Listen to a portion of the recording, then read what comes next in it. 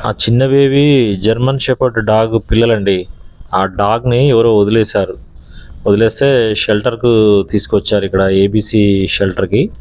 అది 9 పిల్లలు పెట్టింది. చాలా వీడియోస్ ఉన్నాయి. నేను చేసిన దాంట్లో అది పెద్దగుంటది డాగ్. ఈ వీడియోస్ చాలా ఉన్నాయి వీళ్ళ ఫ్యామిలీవి. కానీ 9 పిల్లల్లో 3 చనిపోయినాయండి. కెనాల్‌లో పెట్టేసరికి అది పిల్లల మీద పడుకోవడంతో 3 చచ్చిపోయినాయి.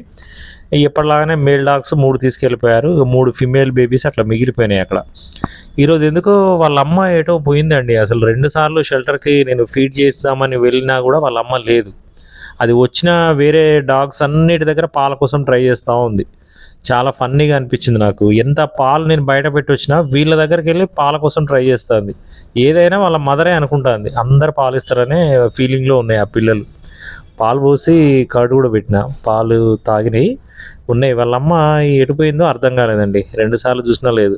టిక్స్ ఉన్నాయి ఒళ్ళంతా. Ticks powder, no ticks powder కూడా వేసి వచ్చానండి పిల్లలకి.